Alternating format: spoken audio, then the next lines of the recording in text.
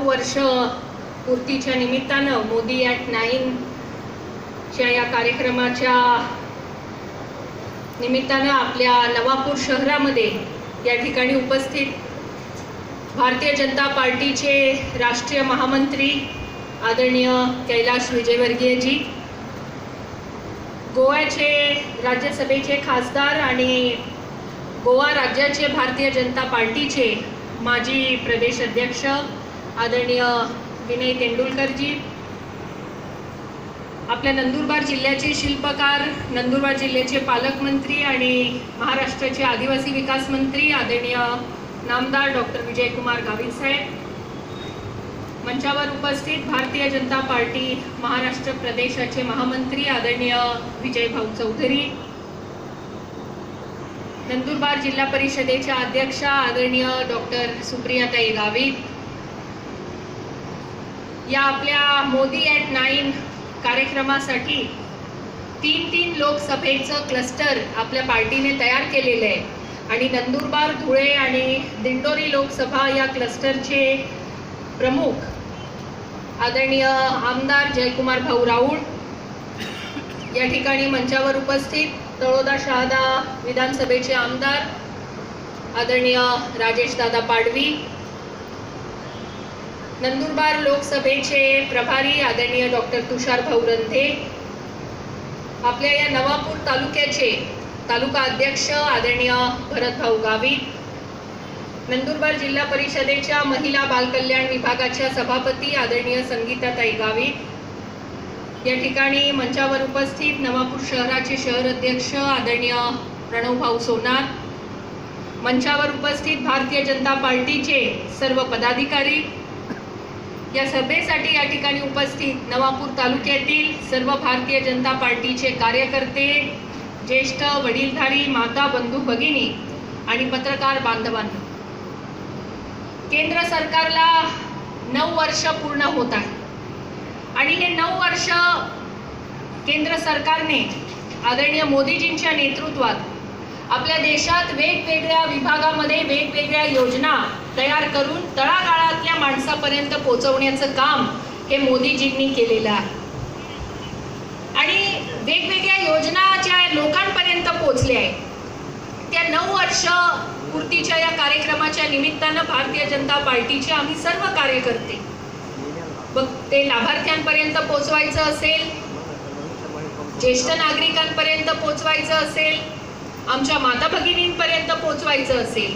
तर या सगळ्या योजना या तळागाळातल्या व्यक्तीपर्यंत पोहोचाव्या यासाठी हा मोदी ॲट 9 हा कार्यक्रम ठिकठिकाणी घेण्यात येत आहे। आज आपल्या सगळ्यांसाठी या ठिकाणी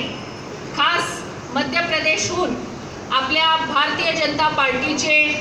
राष्ट्रीय महामंत्री आदरणीय कैलाश विजयवर्गीयजी हे आपल्या नवापूरमध्ये आलेले आहेत। त्यांच्यासोबत आदरणीय खासदार विनय तेंडुलकरजीही आपल्या नवापूर शहरामध्ये या मोदी ॲट 9 कार्यक्रमासाठी आले। तुमच्या सगळ्यांच्या वतीनं मी या दोघांचं आपल्या नवापूर शहरामध्ये मनापासून स्वागत करते आणि खरं तर मोदी सरकारला जेव्हा 9 वर्ष पूर्ण होत आहे तर मला सुद्धा खासदार होऊन 9 वर्ष पूर्ण होत आहे आणि म्हणून आपल्या या 9 वर्ष पूर्तीच्या कार्यक्रमाच्या निमित्तानं आज 2 महाराष्ट्रातलेच नव्हे तर देशातले हे मोठे नेतृत्व आपल्या या शहरामध्ये नवापूर शहरामध्ये या ठिकाणी आलेले। 2 दिवस आपल्या नंदुरबार लोकसभेमध्ये ते थांबणार आहे। आज सकाळी नंदुरबारला एक लाभार्थी संमेलन मोठं झालं, आता नवापूरला आहे आणि उद्या धुळे जिल्ह्यातला आपला मतदारसंघ साक्री आणि शिरपूर या दोन्ही विधानसभेत त्यांचा प्रवास होणार आहे। आपण या मागच्या 9 वर्षामध्ये वेगवेगळी विकास कामं आपल्या या लोकसभा मतदारसंघात केली।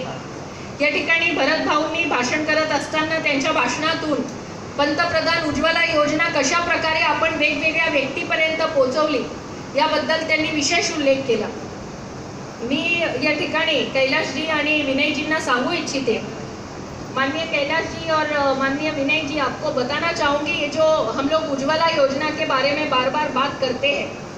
तो हमारा ये जो नंदुरबार क्षेत्र है, संसदीय क्षेत्र, यहाँ जब हमने ये तय किया कि उज्ज्वला योजना हमें घर घर तक पहुँचानी है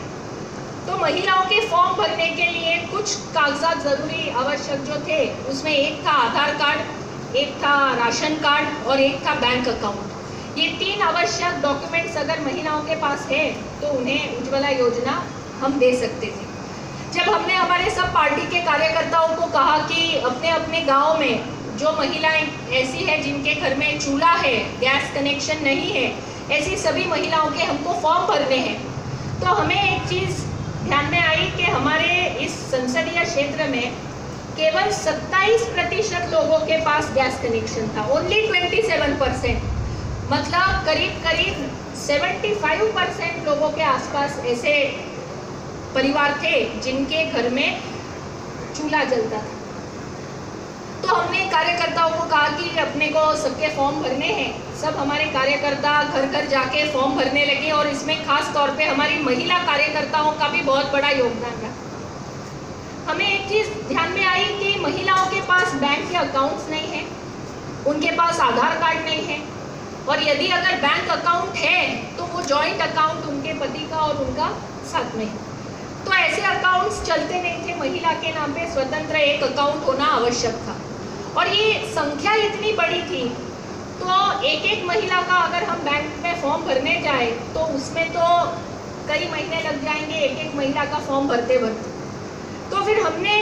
एक आइडिया की। हमने क्या किया कि हमारे यहाँ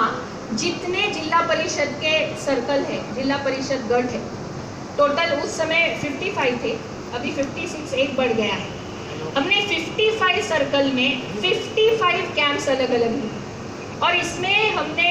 आधार card, ration card, Jan Dhan bank account, हमारी जो 3 अलग अलग प्रकार की बीमा योजना है वो बीमा योजनाओं के फॉर्म और इसके साथ और भी कुछ केंद्र सरकार की योजनाओं के हमने वहाँ पे और आधार कार्ड बनाने की व्यवस्था वो कैंप में हमने करने का तय किया। और 15 दिन में हमने 55 कैंप्स पूरे नंदुरबार जिले में हमने लिए और मुझे बताते हुए बड़ा हर्ष हो रहा है कि 1 लाख से ज़्यादा लोगों को वहाँ उस कैंप के माध्यम से हमने बैंक अकाउंट्स खोले, आधार कार्ड बनाए, राशन कार्ड बनाए, अलग अलग योजनाओं के फॉर्म हमने उनके भर के दिए। और आज तक इतनी बड़ी तादाद में कभी ऐसा कोई कैंप नहीं हुआ था जो हमने इन 55 अलग अलग लोकेशंस पे हमने लिया। उसमें हमारे सभी कार्यकर्ताओं ने बहुत मेहनत की क्योंकि सब लोगों को एक दिन एक जगह पे लाना और जो भी दस्तावेज ज़रूरी है वो सब लेके आना वो बहुत कठिन था। दूसरा, हम जब आधार कार्ड बनाते थे तो हमारे यहाँ ज़्यादातर आदिवासी क्षेत्र में मजदूर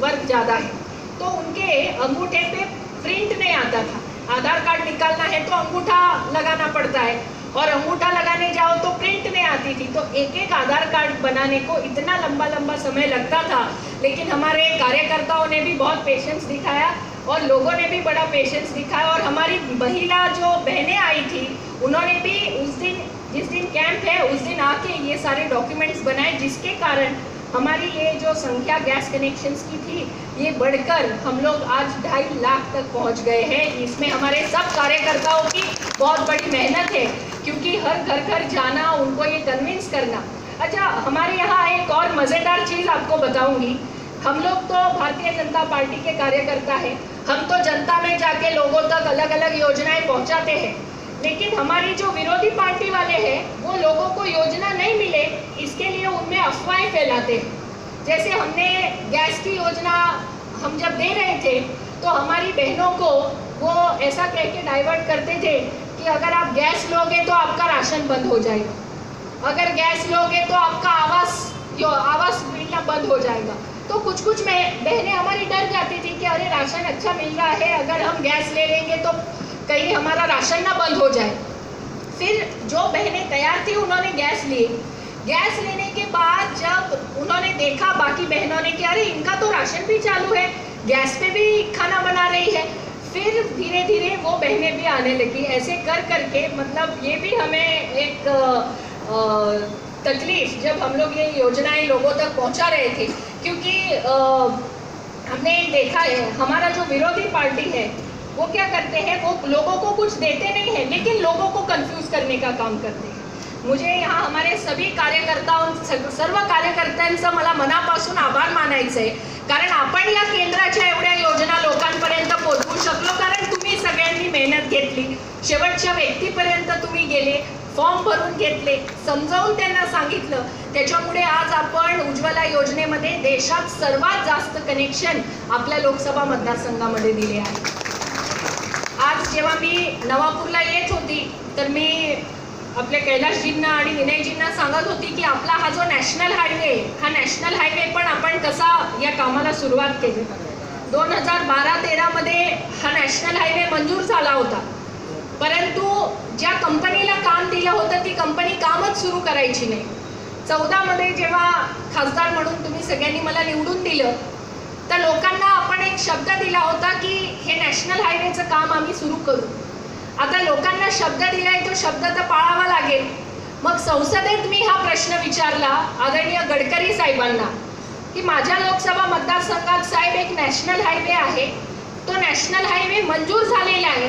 त्याचं टेंडर पण झालेलं आहे, पण ज्या व्यक्तीला ज्या कंपनीला ते टेंडर भेटले ते लोक काम सुरू करायला येत नाही,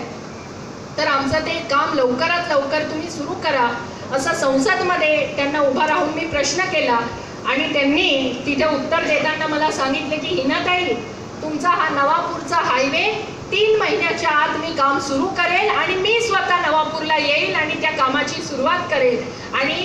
त्यांनी जसं सांगितलं तसं त्यांनी 3 महिन्याच्या आत जुनी जी कंपनी होती ती रद्द करून नवीन कॉन्ट्रॅक्टर नेमून कामाची सुरुवात केली आणि स्वतः गडकरी साहेब आपल्या नवापूरला आले आणि आज एक सुंदर 4 पदरी रस्ता हा आपल्या या नवापूर पासून पुढे इकडे साक्री आणि धुळे आणि या भागात सुरतकडे जाण्यासाठी एक सुंदर रस्ता हा आपला झालेला आहे. आज जेव्हा आपण या रस्त्यावरनं येतो तर असं वाटत नाही आपण नंदुरबार जिल्ह्यात आहोत, कुठल्या तरी एखाद्या दुसऱ्या राज्यात किंवा दुसऱ्या मोठ्या शहरात आहोत. अशा प्रकारचा एक खूप चांगला रस्ता या ठिकाणी केंद्र सरकारने आपला हा मंजूर करून दिला आणि कामाची सुरुवात सुद्धा या ठिकाणी करून दिली आहे. आपल्या नवापूर शहराच्या लोकांची मागणी होती जिथे इथे हॉस्पिटल आहे आणि एक U-टर्न तिथे करण्यासाठी सोय नव्हती, तर आपण सगळ्या नवापूर शहरातल्या लोकांनी माझ्याकडे मागणी केली की ताई इथे तुम्ही आम्हाला एक अंडरपास बनवून द्या, नाही तर फार पुढे जाऊन U-टर्न मारून आम्हाला यावं लागेल. त्यासाठी अक्षरशः मी तिथे दिल्लीला जाऊन